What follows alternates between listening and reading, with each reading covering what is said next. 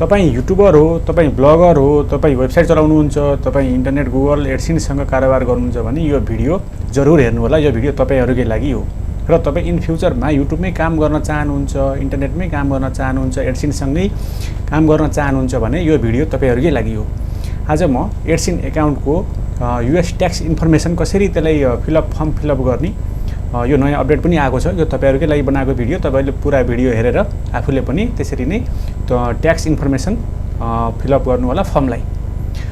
र यो गुगल एडसेन्सले यो नगरेसम्म जति बेला पनि पेमेन्ट रोकिदिन सक्छ हैन। तपाईँ जति पनि पैसा कमाउनुहुन्छ, गुगल एडसेन्सबाट कमाउनुहुन्छ, युट्युबबाट कमाउनुहुन्छ, ब्लगबाट कमाउनुहुन्छ हैन, विभिन्न गुगल प्लेटफर्मबाट कमाउनुहुन्छ भने यहाँबाट पैसा विथड्र गर्ने हो ब्याङ्कसम्म।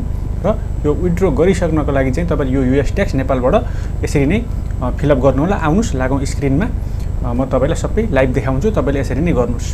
आउनुस् स्क्रिनमा जाउँ। एडसेन्स एकाउन्ट लगइन भनेर हाल्नुस् तपाईले हैन। तपाईँ मोबाइलबाट हुनुहुन्छ भने चाहिँ क्रोम ब्राउजरमा गएर माथि गएर 3 डटमा गएर डेस्कटप साइट ओपन गर्नुस्। हैन भने डेस्कटप कम्प्युटर छ भने ठिकै छ, लाउनुस्। मैले यहाँ एडसेन्स एकाउन्ट ओपन गरेको छु हैन। त्यसैगरी पेमेन्टमा जानुस्, त्यसैगरी पेमेन्ट इन्फोमा जानुस् हैन।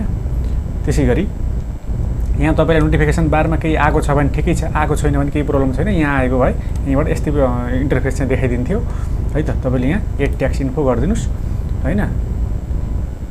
त्यसैगरी यहाँ लेखेको छ युएस ट्याक्सको लागि चाहिँ एड ट्याक्स इन्फो भनेर यहाँ लेखेको छ। यसलाई क्लिक गरिदिनुस्।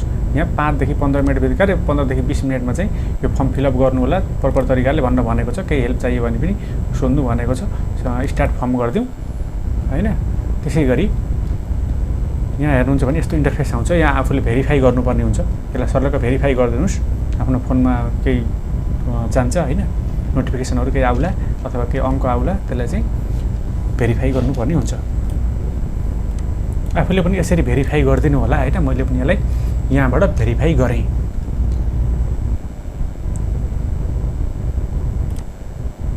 त्यसैगरी यसलाई पेमेन्ट इन्फोमा गएर यसलाई ट्याम लिन्छ। तपाईँ नहडबडाउनु होला। तपाईले यहाँ लेखेको छ एकदमै क्लियरली लेखेको छ इन्डिभिजुअल हो कि बिजनेसको लागि हो भनेर लेखेको छ। हाम्रो इन्डिभिजुअली हो। तपाईले कुनै बिजनेसको लागि हो भने अथवा बिजनेसको काम गर्नुहुन्छ अथवा कुनै टेलिभिजनको युट्युब च्यानल थियो अथवा केही थियो भने तपाईले यसमा लाउनु भएन, यसमा लाउनु पर्थ्यो। तर तपाईले आफै सेल्फ गर्ने भएको भएर इन्डिभिजुअललाई चुज गरिदिनुस्। यसलाई नेक्स्ट गरिदिनुस्। त्यसैगरी तपाईँ यहाँ लेखेको छ यो युएसको सिटिजन हो कि होइन भनेर। सिटिजन हामी अवश्य होइन हैन। त्यहाँ भएको भएले यस गर्नु पर्थ्यो, तर हामी होइनौँ, हामी नेपालमा छौँ। त्यसैगरी यहाँ लेखेको छ युएसको चाहिँ नागरिक गैर नागरिक के हो भनेको छ। हामी त्यस्तो छैनौँ, त्यसैले हामी फर्स्टमै टिक लगाइदिउँ। त्यसैगरी स्टार्ट W8BEN फर्म भनेको छ। ठिकै छ, फर्म डन गरिदिउँ।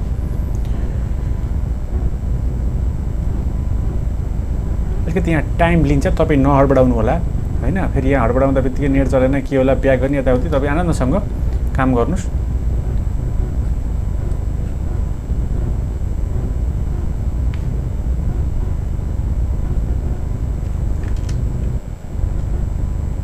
यहाँ आफ्नो नाम हान्दिनुस् सुरुमा हैन। त्यसपछि यहाँ आफ्नो नेपाली आई लभ नेपाल हान्दिनुस्।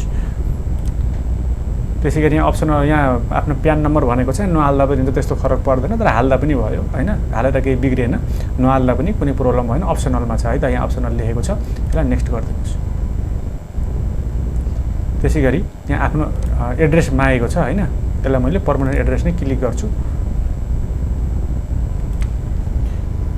मैले आफ्नो एड्रेसलाई यहाँ मैले फिलअप गरेको छु र मैले मेलिङ गर्ने पनि एड्रेस सेम हो भनेको छ। यसलाई मैले सेमै गरेँ। आफ्नो एड्रेसलाई मजाले हेरेर पोस्टल कोड के हो नभए गुगलमा गएर हान्नु होला हैन। त्यसमा थाहा भइहाल्छ। पोस्टल कोड पनि चुज गरिदिनु होला र यसलाई next गरिदिनुस्।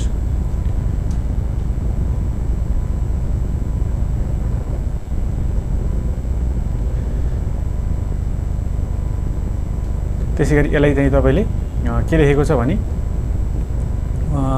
With holding under a tax भनेर भनेको छ। यसलाई नो गरिदिनुस् तपाईले।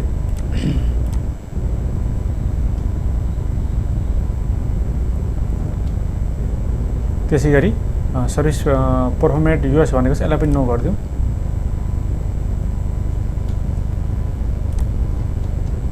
राइट लगाइदिनुस् र यसलाई लेखेको छ यहाँ एग्रिमेन्ट भनेको छ। यसलाई एग्रिमेन्ट डन गरिदिउँ, केही छैन हैन। त्यसैगरी यहाँ गेट डकुमेन्ट बाई मेल भनेर भनेको छ।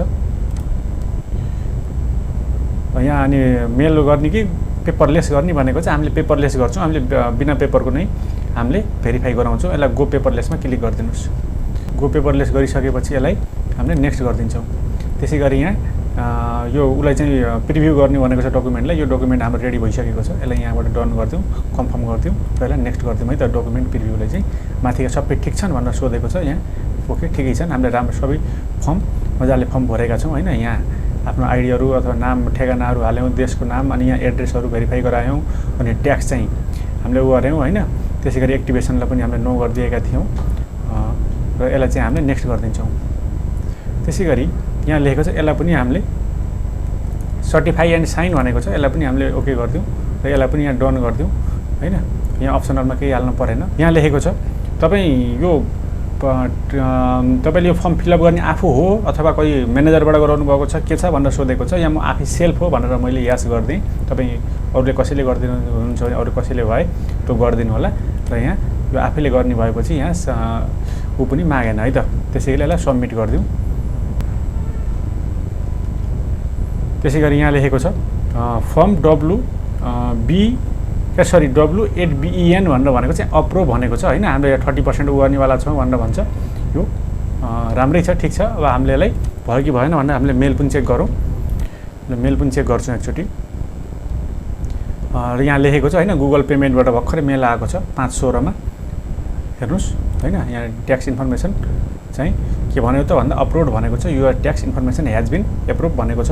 हामी अहिले यो यस ट्याक्स भरि नै सकेका छौँ। तपाईँहरूले पनि यसरी नै भर्नु होला। यदि मेसो पाउनु भएन भने पनि मलाई तपाईँले कमेन्ट बक्समा अथवा मेरो डिस्क्रिप्सनमा मेरो लिङ्कहरू छ होइन, सोसियल मिडियाको लिङ्कहरू छ, व्हाट्सएपहरू होला होइन। त्यहाँबाट चाहिँ तपाईँले कन्ट्याक्ट पनि गर्न सक्नुहुन्छ है त। आजलाई यति नै गरौँ। हस् त, धन्यवाद।